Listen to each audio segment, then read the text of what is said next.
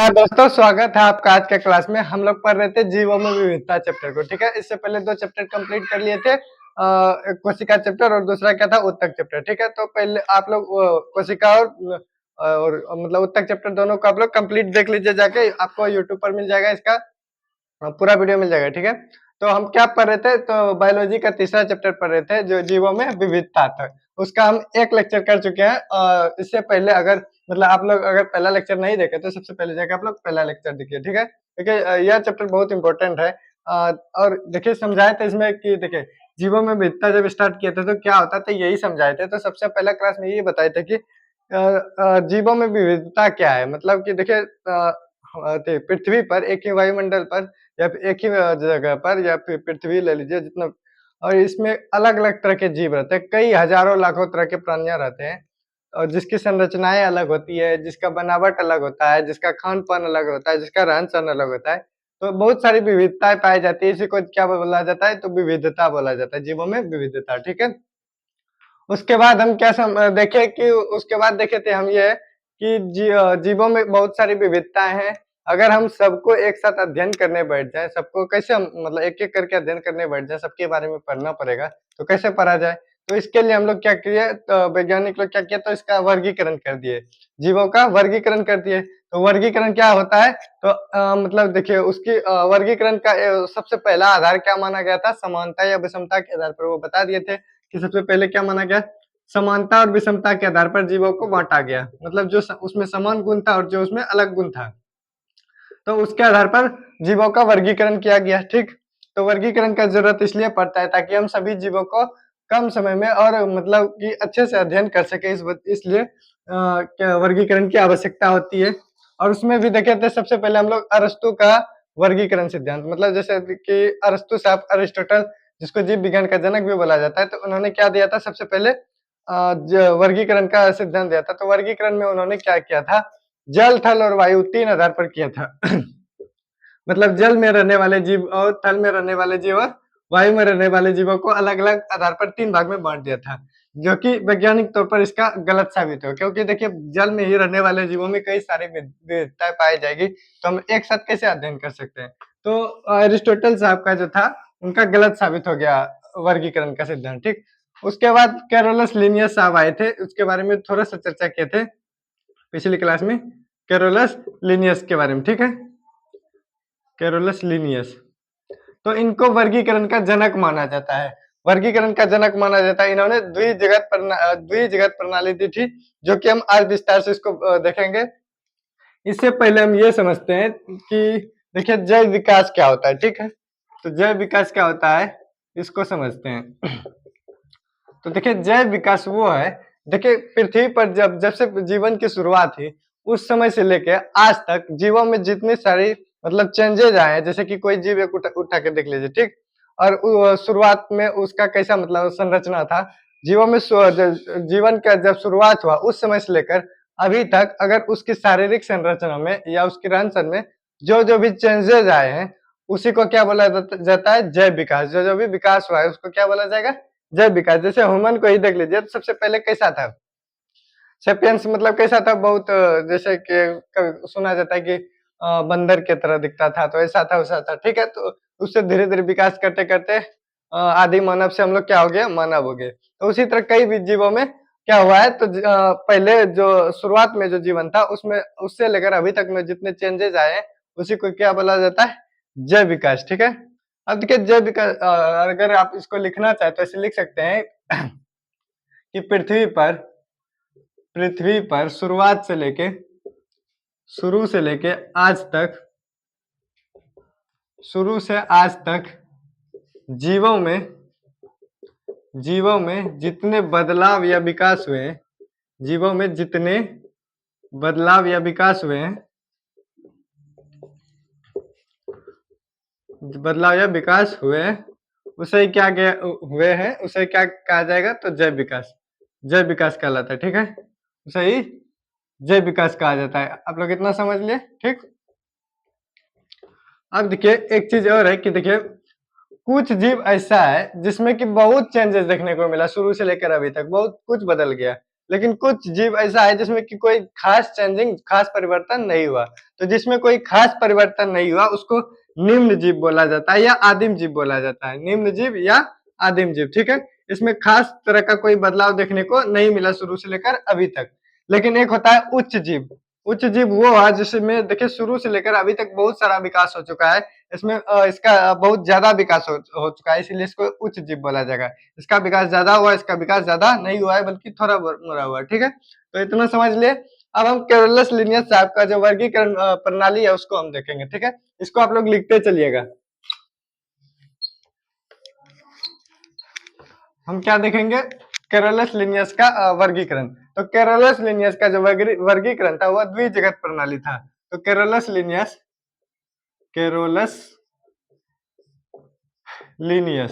ये आपको तो पता है कि कैरोलस लिनियस को वर्गीकरण का जनक बोला जाता है।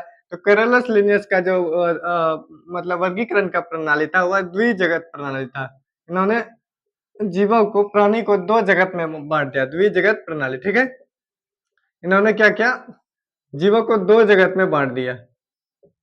जीवों को कितने जगत में बांट दिया? दो जगत में। एक जगत को इन्होंने कहा पादप और दूसरा जगत हो गया जीव जंतु का, जंतु जगत या जीव जगत, जंतु जगत बोल लीजिए, ठीक है। एक पादप और एक जंतु वाला, ठीक। इन्होंने क्या किया? दो भाग में बांट दिया सीधा सीधा। पादप यानी कि ऐसे जीव जो कि अपना भोजन खुद से बना सकते थे, उसको बोल दिया उन्होंने पादप, जो कि स्वपोषी होता है। अपना भोजन जो खुद आप लोग इसको देख लिए कोशिका, सॉरी, पोषण चैप्टर में आप लोग को आगे पढ़ना है शायद, ठीक है। लेकिन यहाँ आप लोग समझिए कि स्वपोषी उसको बोला जाता है जो अपना भोजन खुद से बना ले। स्वपोषी किसको बोला जाएगा? जो अपना भोजन खुद से बना लेता है या भोजन के लिए किसी दूसरे पर निर्भर नहीं रहता है। जैसे कि पेड़ पौधे प्रकाश संश्लेषण से अपना भोजन खुद बना लेते हैं, ठीक। जो जीव अपना भोजन खुद से बना लेते थे, मतलब जो स्वपोषी होते थे, उसको बोल दिया इन्होंने पादप, ठीक। उसके बाद जंतु क्या हुआ? इस जंतु या परपोषी हो गया। कौन सा पोषी? परपोषी, मतलब कि जो अपना भोजन खुद से नहीं बना सकता बल्कि दूसरे जीव पर निर्भर रहता है, उसको बोल दिया इन्होंने जंतु जगत, ठीक, परपोषी, ठीक। तो जितने भी परपोषी जीव हो गए वो हो गया जंतु जगत में आ जाएगा, और जितने भी स्वपोषी जीव है वो पादप जगत में आ गया, ठीक है। तो इनका जो बांटने का जो तरीका था ये बहुत दिन तक चला और बहुत बढ़िया से चल रहा था, ठीक ठाक। लेकिन प्रॉब्लम आ गया यहाँ पे, जब एक जीव है यूग्लिना। क्या है? एक जीव है यूग्लिना। इसके बारे में देखा गया कि जब यह जल में रहती है, मतलब समुद्र या समुद्री जीव है, ठीक है।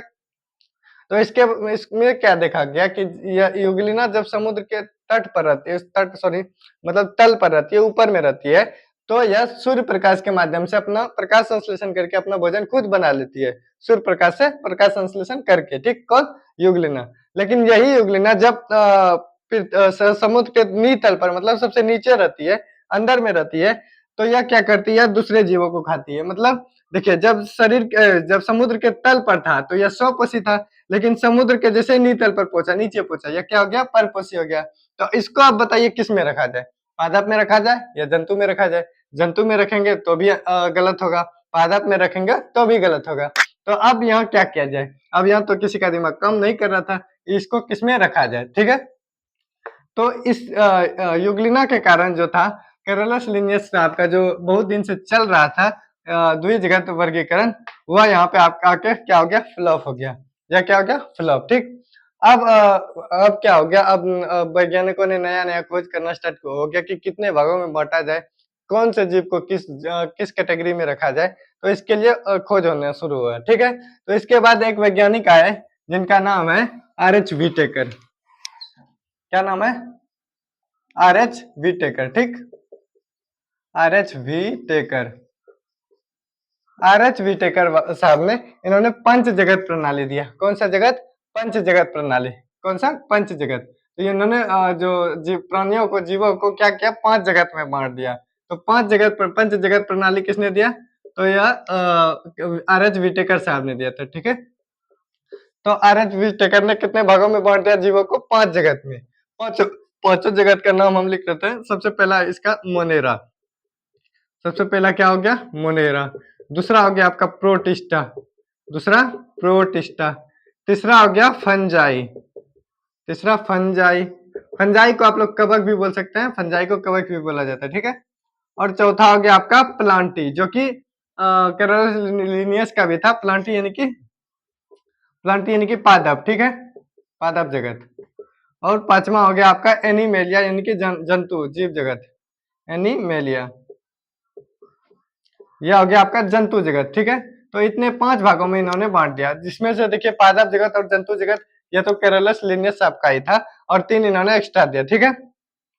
ठीक है, इन्होंने क्या किया, तो पंच जगत प्रणाली दिया, और यह जगत यह प्रणाली अभी तक मान्य है। अब देखिए यह हुआ कि मतलब हम किस आधार पर बांटेंगे, कौन से जीव को हम किस कैटेगरी में रखें। जैसे मान के चलिए कोई मनुष्य है तो उसको हम किस में रखें, इस सब में। तो इस बात पर बहस होने लगी, तो फिर आर एच व्हिटेकर साहब ने इसका वर्गीकरण का एक आधार दिया कि हम किस आधार पर बांटेंगे, कौन से जीव को किस कैटेगरी में रखेंगे। तो इन्होंने क्या किया, तो सबसे पहले इन्होंने बोला कि उस कोशिका का हम प्रकार देखेंगे कि कोशिका का प्रकार कैसा है, मतलब कि यूकैरियोटिक या प्रोकैरियोटिक। यूकैरियोटिक वो होता है जो कि पूर्ण विकसित कोशिका नहीं होती है, या आप कोशिका चैप्टर में पढ़े होंगे पीछे। तो देखिए जो मोनेरा जो सॉरी इन्होंने पहले आधार जो दिया, तो देखिए इसके वर्गीकरण का आधार, वर्गीकरण का आधार, ठीक है। इन्होंने जो आधार दिया वह सबसे पहले इन्होंने बोला कि उसमें देखिए कि कोशिका का प्रकार कौन सा है। तो सबसे पहले कोशिका का प्रकार देखा, ठीक है, कोशिका का प्रकार। कोशिका का प्रकार देखने को बोला कि देखिए उसमें कि कोशिका का प्रकार कौन सा है, मतलब कि कोशिका प्रोकैरियोटिक है या यूकैरियोटिक है। तो देखिए उन्होंने क्या बोला, कोशिका का प्रकार देखिए प्रोकैरियोटिक या फिर यूकैरियोटिक, यूकैरियोटिक, ठीक है।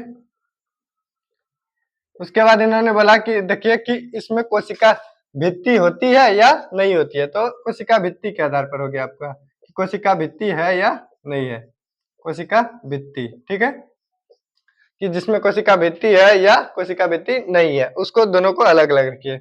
और यह कोशिका का प्रकार हो गया। उसके बाद इन्होंने क्या बोला कि अब उसमें देखिए कि कोशिका उसकी शारीरिक संरचना कैसी है, मतलब कि वह एक कोशिकीय है या बहुकोशिकीय। एक कोशिकीय वैसा जीव होता है जिसका पूरा शरीर एक कोशिका से बना होता है, और बहुकोशिकीय जिसका पूरा शरीर एक से अधिक कोशिकाओं से मिलकर बना होता है, इसे बहुकोशिकीय कहते हैं। तो दूसरा इन्होंने क्या क्या कहा कि शारीरिक संरचना देखिए कि शारीरिक संरचना उनका कैसा है, मतलब कि वह एक कोशिकीय है या बहुकोशिकीय है, ठीक है। हम यहाँ लिख देते हैं इसको, शारीरिक संरचना, शारीरिक संरचना। शारीरिक संरचना में क्या देखा कि उनका एक कोशिकीय है या बहुकोशिकीय, ठीक है, एक कोशिकीय या बहुकोशिकीय, ठीक, बहुकोशिकीय, एक कोशिकीय या बहुकोशिकीय। शारीरिक संरचना के आधार पर देख लिए, यह इन्होंने जो वर्गीकरण का आधार दिया यही दिया। और उन्होंने बोला कि उनमें फिर देखिए कि पोषण कौन सा पाया जाता है, मतलब स्वपोषी पोषण है। स्वपोषी पोषण बता दिया आप शुरू में ही, स्वपोषी क्या है परपोषी क्या है आपको बता दिया, ठीक है। तो पोषण के बारे में बताया कि उसमें देखा जाए कि कौन सा पोषण है, क्या उसमें स्वपोषी पोषण है, क्या उसमें स्वपोषी पोषण है या फिर विषम पोषी पोषण है। विषम पोषी को परपोषी बोला जाता है, ठीक है, या फिर परपोषी पोषण है, ठीक। तो दूसरा क्या देखा जाए इसमें कि पोषण कौन सा है। तो देखिए स्वपोषी में जो होता है ज्यादातर जीव इसमें प्रकाश संश्लेषण के माध्यम से अपना भोजन खुद बना लेता है, लेकिन एक इसमें भी एक ऐसा कैटेगरी आता है जिसमें कि जीव जो है ना रसायन के माध्यम से अपना रसायन संश्लेषण कर लेता है, उसके माध्यम से अपना भोजन प्राप्त कर लेता है। तो ये इसमें तो प्रकाश संश्लेषण आप लोग को सबको पता होगा, लेकिन रसायन संश्लेषण के बारे में सबको नहीं पता होगा, ठीक है। एक हो गया रसायन संश्लेषण, ठीक। अब देखिए आपको परपोषी जो है, परपोषी भी 3 प्रकार का आपका देखने को मिलता है। देखो एक होता है आपका पर मृत जीवी, एक मृत जीवी, दूसरा परजीवी, और तीसरा आपका हो जाएगा प्राणी समपोषी, प्राणी समपोषी, ठीक है। 3 प्रकार का आपका या इसका भी जीव मिल जाएगा देखने को परपोषी का, ठीक। तो इन सब यह सब जो वर्गीकरण का आधार रखा, कोशिका का उन्होंने प्रकार रखा, शारीरिक संरचना और पोषण के आधार पर इन्होंने क्या किया, जीवों को पांचों जगत में बांट दिया, ठीक है। अब हम इसको देखिए, सबको हम एक एक करके पढ़ेंगे डिटेल से। मोनेरा क्या होता है, प्रोटिस्टा क्या होगा, फंजाई क्या होगा, प्लांटी क्या होगा, या एनिमेलिया क्या होगा, ठीक है। लेकिन इससे पहले हम एक चार्ट को समझेंगे, उसके थ्रू हम Monera, protista, fungi, Plantae, animalia सब पर हम एक नजर डाल देंगे, ठीक है। एक नजर से हम सबको देख लेते हैं, ठीक है। तो चलिए इसका आप लोग स्क्रीनशॉट ले लीजिए। इससे पहले हम तो बोलते हैं कि कॉपी करते चलिए, लेकिन अगर नहीं किए हैं कॉपी तो इसका स्क्रीनशॉट ले लीजिए, ठीक है। स्क्रीनशॉट ले लिए होंगे। अब देखिए हम एक चार्ट बनाते हैं, ठीक। उस चार्ट में हम सबको समझेंगे, मोनेरा, प्रोटिस्टा, फंजाई, प्लांटी या फिर एनिमेलिया, सबको समझते हैं। तो देखिए सबसे पहले उनका पंच जगत, पांचों जगत का नाम लिख दीजिए। तो सबसे पहले क्या था? मोनेरा था, मोनेरा था। उसके बाद क्या? Protista, protista. तीसरा फंजाई, फंजाई। चौथा आपका क्या था? चौथा था आपका प्लांटी, जिसको पादप बोला जाता है। और चौथा पांचवा क्या था? एनिमेलिया, एनिमेलिया, ठीक है, जिसको आपको जंतु जगत बोला जाता है। तो 5 जगत बांटा था इन्होंने, तो हम पांचों जगत को इस प्रकार से हम बांट देते हैं, ठीक।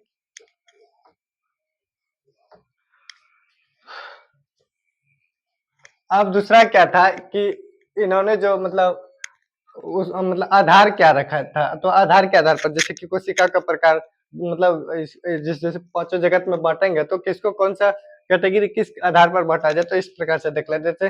जैसे क्या था? सबसे पहले क्या था? कोशिका का प्रकार था। तो उसमें सबसे पहले क्या देखा जाएगा? कोशिका का प्रकार, ठीक है, कोशिका का प्रकार, कोशिका का प्रकार। तो देखिए कोशिका का जो प्रकार पाया जाएगा मोनेरा में, सिर्फ मोनेरा में आपका प्रोकैरियोटिक पाया जाएगा, प्रोकैरियोटिक, ठीक है। प्रोकैरियोटिक के बाद देखिए इसको साफ से लिख देते हैं, प्रो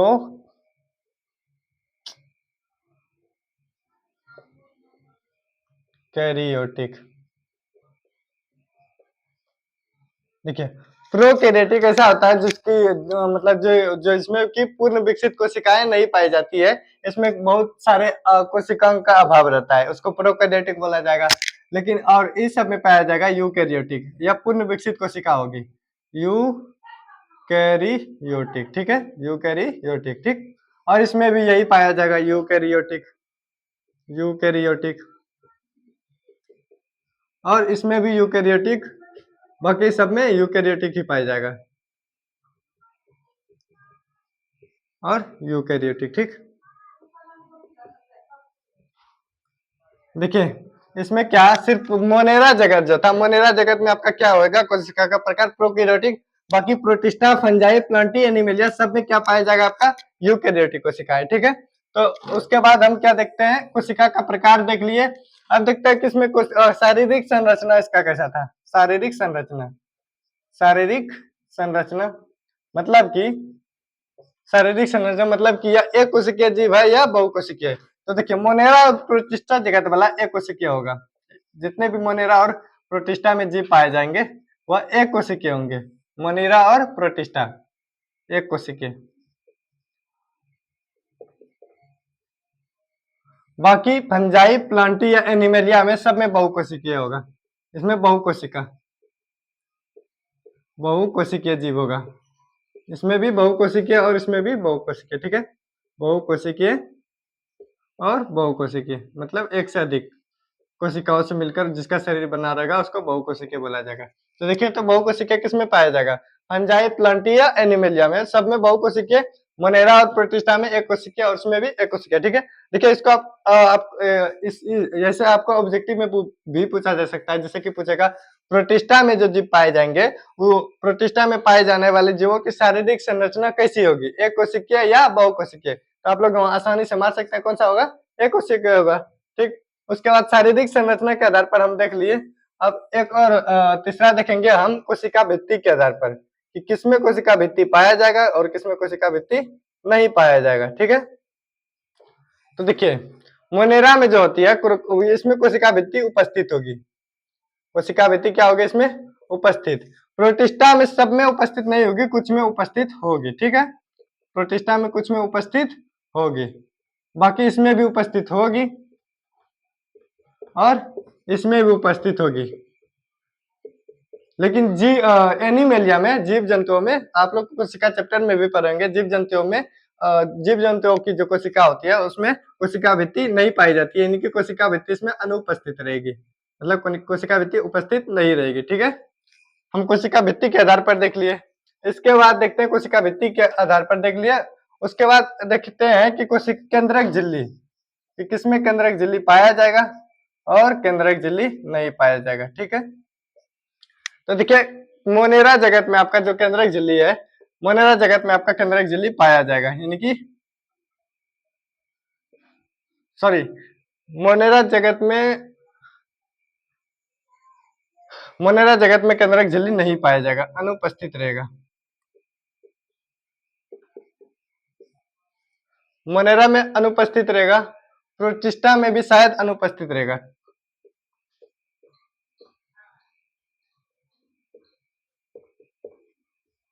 बाकी सब में आपका पाया जाएगा, इसमें उपस्थित रहेगा, इसमें भी उपस्थित रहेगा और इसमें भी उपस्थित रहेगा। ठीक है, उसके बाद केंद्रक झिल्ली के बाद हम देख लेते हैं, केंद्रक झिल्ली के बाद अब देखिए क्या क्या देख लेते, शारीरिक संरचना, कोशिका भित्ति, केंद्रक झिल्ली के आधार पर देख लीजिए। अब देखिए इसमें और पोषण के आधार पर हम देख लेते हैं। ठीक है, पोषण के आधार पर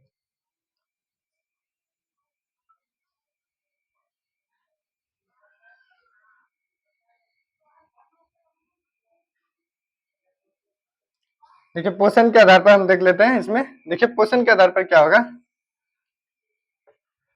तो पोषण के आधार पर जो मोनेरा का जीव होगा वह परपोषी होगा। क्या होगा, परपोषी, परपोषी। लेकिन इसमें सारे के सारे जीव परपोषी नहीं होंगे। कुछ जीव ऐसे हैं जो रसायन मतलब बताए ना, अभी रसायन संश्लेषण कर लेते हैं और रसायन के माध्यम से अपना भोजन खुद बना लेते हैं, तो वैसा जीव परपोषी थोड़ी होगा, वैसा जीव क्या होगा, स्वपोषी होगा। मतलब कि जो मोनेरा जगत है उसमें परपोषी और स्वपोषी दोनों जीव पाया जाएगा, परपोषी प्लस स्वपोषी। ठीक है, स्वपोषी। ठीक, उसके बाद देखते हैं मोनेरा जगत का, देख लिए। देखिए केंद्रक झिल्ली जो होगा इसमें अनुपस्थित होगा, मोनेरा में अनुपस्थित होगा, प्रोटिस्टा नहीं सॉरी, यह प्रोटिस्टा में उपस्थित होगा, बाकी सब में अनुपस्थित होगा। ठीक, केंद्रक झिल्ली जो होगा मोनेरा में अनुपस्थित, प्रोटिस्टा में उपस्थित होगा, फंजाई में भी उपस्थित होगा, प्लांटी में उपस्थित होगा और एनिमलिया में उपस्थित होगा। ठीक, अब देखते हैं पोषण। पोषण क्या देखें कि मोनेरा जगत ज्यादातर जीव इसमें जो पाए जाएंगे वो परपोषी होंगे, यानी कि जो अपना वजन खुद से नहीं बना पाएंगे। लेकिन कुछ जीव इसमें ऐसे होंगे जो स्वपोषी होंगे, और वह स्वपोषी कैसे होंगे, रसायन संश्लेषण करके। कैसे होंगे, रसायन संश्लेषण करके या स्वपोषी होंगे। आप लोग इसको लिख लीजिएगा, अगर नहीं तो नीचे में लिख देते हैं, रसायन संश्लेषण। ठीक, तो इसमें कुछ जीव क्या होंगे, पर स्वपोषी भी होंगे, और ज्यादातर क्या होगा, परपोषी होगा। ठीक, और उसके बाद देखिए प्रोटिस्टा में जो पाया जाएगा इसमें भी स्वपोषी और परपोषी दोनों पाया जाएगा, प्रोटिस्टा में स्वपोषी और परपोषी दोनों पाया जाएगा। ठीक है, और उसके बाद फंजाई में देखिए, फंजाई में क्या होगा, यह तो कवक है, कवक वाला क्या होता है, कवक, कवक मृत जीवी होता है या परजीवी होता है, तो कवक वाला जो होगा यह मृत जीवी होगा। क्या होगा, मृत जीवी या परजीवी। मृत जीवी उसको बोला जाता है जो सड़े गले पदार्थों से अपना भोजन प्राप्त करता है, या परजीवी या जो पोषण के लिए दूसरे जीव पर निर्भर रहता है। ठीक है, उसके बाद प्लांटी क्या होगा, प्लांटी तो अपना भोजन खुद से बनाती है, या तो स्वपोषी होगी, इसको आप क्या कर लीजिए, स्वपोषी। उसके बाद एनिमेलिया, एनिमेलिया अपना भोजन मतलब जीव जंतु अपना भोजन खुद से बनाती है, तो जीव जंतु अपना भोजन खुद से नहीं बनाती है। ठीक है, तो जीव जंतु अपना भोजन खुद से नहीं बनाती है, तो वो किस पर निर्भर रहती है, पेड़ पौधे पर, स्वपोषी पर। तो यह हो जाएगा आपका विषमपोषी या परपोषी। ठीक है, विषमपोषी को ही परपोषी बोला जाता है। इतना हम देख लीजिए, किसके किस किस आधार पर देख लिए, शारीरिक संरचना के आधार पर देख लिए, कोशिका के प्रकार देख लिए हम, और केंद्रक झिल्ली देख लिए, कोशिका भित्ति देख लिए, पोषण देख लिए। देखिए एक एक करके, मोनेरा में कौन सा कोशिका का प्रकार पाया जाएगा, तो प्रोकैरियोटिक, प्रोटिस्टा में यूकैरियोटिक, फंजाई में यूकैरियोटिक, प्लांटी में यूकैरियोटिक, एनिमेलिया में भी यूकैरियोटिक। मतलब कि मोनेरा में ही सिर्फ प्रोकैरियोटिक, बाकी सब में क्या पाया जाएगा, आपका यूकैरियोटिक। उसके बाद शारीरिक संरचना देखिए कि मोनेरा और प्रोटिस्टा में आपका एक कोशिकीय पाया जाएगा, बाकी सब में क्या पाया जाएगा, बहुकोशिकीय जीव। ठीक है, उसके बाद देखिए कोशिका भित्ति, मोनेरा जगत का में जो मतलब मोनेरा जगत के जो जीव होंगे उसमें कोशिका भित्ति उपस्थित होंगे, और प्रोटिस्टा के जगत के जितने भी जीव होंगे उसमें कुछ में से उपस्थित होंगे, सब में उपस्थित नहीं होंगे। उसके बाद फंजाई वाला में देख लीजिए, तो फंजाई में भी क्या होगा, कोशिका भित्ति उपस्थित होगा। प्लांटी में उपस्थित होगा, प्लांटी में तो उपस्थित होना है ही, आप लोग इसको पढ़ेंगे उसमें भी कोशिका चैप्टर में। लेकिन एनिमलिया यानी कि जंतु जगत में यह अनुपस्थित रहेगा, जंतु जगत में यह नहीं मिलेगा, ठीक है। उसके बाद केंद्रक झिल्ली देख लीजिए, मोनेरा जगत में जो मतलब जीव पाए जाएंगे उसकी कोशिकाएं जो होगी उसमें से केंद्रक झिल्ली अनुपस्थित रहेगा, लेकिन बाकी सब में क्या होगा, उपस्थित रहेगा। उसके बाद पोषण देख लीजिए कि इसमें ज्यादातर जीव परपोषी होंगे या विषमपोषी, लेकिन कुछ कुछ स्वपोषी भी होंगे, और कैसे, रसायन संश्लेषण के माध्यम से। उसके बाद प्रोटिस्टा में स्वपोषी और परपोषी दोनों। फंजाई में क्या, मृतजीवी या परजीवी, मृतजीवी होता है इसमें से ज्यादातर। प्लांटी में देख लीजिए आप, इसमें क्या पाया जाएगा, सिर्फ स्वपोषी होगा। पादप जगत खाली सिर्फ स्वपोषी होगा, ठीक। एनिमलिया जंतु जगत में क्या होगा, परपोषी होगा। इसमें तो ये अपना जंतु तो अपना भोजन खुद से बना नहीं सकता है, तो वह क्या हो जाएगा आपका, परपोषी, ठीक। अब देखिए इसमें इसका कुछ उदाहरण देख लेते हैं कि इसमें कौन सा कैसा जीव आता है। मोनेरा में आपका जैसे आ जाएगा माइक्रोप्लाज्म आ जाएगा, माइक्रोप्लाज्म जैसे जीव आ जाएंगे किसमें, मोनेरा जगत में। प्रोटिस्टा जगत में आपका कैसा जीव आया जाएगा, तो प्रोटिस्टा में आपका आ जाएगा जैसे कि आप लोग प्रोटोजोआ बोल लीजिए, प्रोटोजोआ, अमीबा बोल लीजिए, यूग्लिना बोल लीजिए, ये सब किसमें आ जाएगा आपका, ये सब आ जाएगा आपका प्रोटिस्टा में, ठीक है। उसमें इसमें आपका जीवाणु भी आ जाएगा, ठीक है, जीवाणु, और भी कई सारे सूक्ष्म जीव आ जाएंगे, ठीक है। अब इसमें देखिए फंजाई में, कवक में कौन सा आ जाएगा, मशरूम, आप लोग जानते होंगे, मशरूम, यीस्ट होगा, यीस्ट, मशरूम और यीस्ट, ऐसे जितने भी कवक पाए जाते हैं सब इसमें पाए जाएंगे। जैसे यीस्ट मतलब यीस्ट मतलब कवक को पहचानना तो बहुत आसान है। आप सबसे ज्यादा अगर कोई ग्रो करता है तो कवक बहुत जल्द फास्ट ग्रो करता है। जैसे कि आप लोग रोटी को फिर छोड़ दीजिएगा एक दिन के लिए तो उसमें देखिएगा फंगस जम जाता है, फंगी, वही क्या है, यीस्ट जम जाता है, ठीक है। उसके बाद प्लांटी का में क्या हो जाएगा, तो प्लांटी का जैसे पादप जितने भी पेड़ पौधे हैं सब तो इसी में आ जाएंगे, और जितने भी जीव जंतु है, जितने भी जीव जंतु है इसमें क्या, किसमें आ जाएंगे, एनिमेलियम में, जीव जंतु एनिमेलियम। देखिए हम आज जो है Monera, protista, fungi, Plantae, animalia, इसको किस बेस पर बांटा गया है इसका हम कंप्लीट नॉलेज ले लिए, मतलब इसका कंप्लीट पढ़ लिए हैं, ठीक है। अगले क्लास में हम मोनेरा, प्रोटिस्टा और फंजाई, प्लांटी और एनिमेलिया को और भी डिटेल में डिस्कस करेंगे। आज के लिए इतना ही रहने देते हैं, मिलते हैं नेक्स्ट वीडियो में, तब तक के लिए धन्यवाद। और देखिए वीडियो को मतलब छोड़ने से पहले आप लोग अगला टॉपिक के लिए कमेंट करिएगा, और इस यह भी कमेंट कीजिएगा कि आज का क्लास आप लोगों को कैसा लगा, ठीक है। और अगर वीडियो अच्छा लगे तो लाइक भी कर लीजिएगा और अपने दोस्तों को शेयर भी कीजिएगा। मिलते हैं नेक्स्ट वीडियो में।